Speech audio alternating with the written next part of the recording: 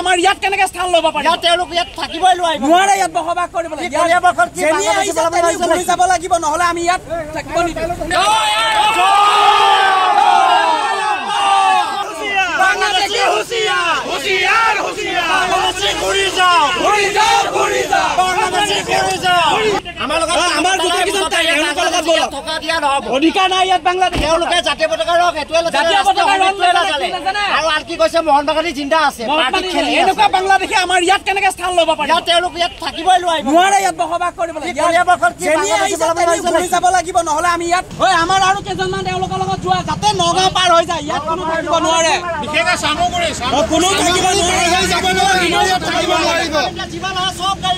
চব ৰখাম ইয়াত বহিৰাগত বাংলাদেশী ইয়াত আমি থাকিব দিব নোৱাৰোঁ ইয়াত বাংলাদেশী থাকিব নোৱাৰিবই আমাৰ এখন সোণৰ অসম হৈ থাকিব লাগিবই বহিৰাগতভাৱে অহা বিদেশী ইয়াত স্থান দিয়া নহ'ব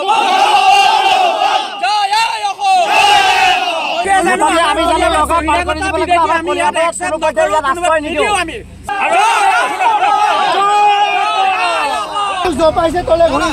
যাব লাগিব কোনো বহিৰাগতৰ আমি ইয়াত গ্ৰহণ কৰিব নোৱাৰোঁ বহিৰাগতভাৱে যিসকল বাংলাদেশী ঘূৰি আহিছে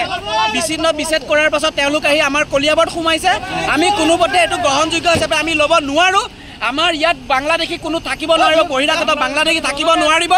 আমি বাংলাদেশী খেদিমেই খেদিম ইয়াত কোনোপধ্যে আমি বাংলাদেশী থাকিব নিদিওঁ আৰু আমি সকীয়াই দিছোঁ যাতে দ্বিতীয়বাৰ ঘূৰি আহি আমাৰ এই অসমত থাকিব নোৱাৰে কোনো বাংলাদেশীৰ ইয়াত স্থান নাই তেওঁলোকে গাড়ী লৈ আহি মিছাত এয়া আমি বৰালি গাঁৱতো আহি তেওঁলোকে ৰখিছে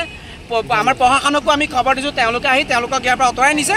আমাৰ কথা হ'ল এটাই বহিৰাগতভাৱে যিখিনি বিচ্ছেদ হৈ আহিছে বাংলাদেশী তেওঁলোক আমাৰ অসমত কোনোপধ্যে থাকিব আমি দিব নোৱাৰোঁ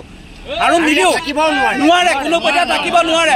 দেখা গৈছে পুলিচ প্ৰশাসনো আহি আপোনালোকৰ লগত কথা পাতিছে কি আশ্বাস দিলে পুলিচ প্ৰশাসনে আমাৰ লগত আহি পেলাই কথা পাতি এইটোৱে আশ্বাস দিছে যে তেওঁলোকে ইয়াত কোনোপধ্যে বাংলাদেশী যিসকল বিচ্ছেদ হৈ আহিছে আমাৰ নগাঁও জিলাত ইয়াত কোনোপধ্যে থাকিব নিদিয়ে আৰু তেওঁলোকৰ গাড়ীখিনি আমাক কথা দিছে যে নগাঁৱৰ তেওঁলোকে বাহিৰ কৰি দিব নগাঁও থানাৰ পৰা আকৌ তেওঁলোকে ডিষ্ট্ৰিক্ট বাহিৰ কৰি দিব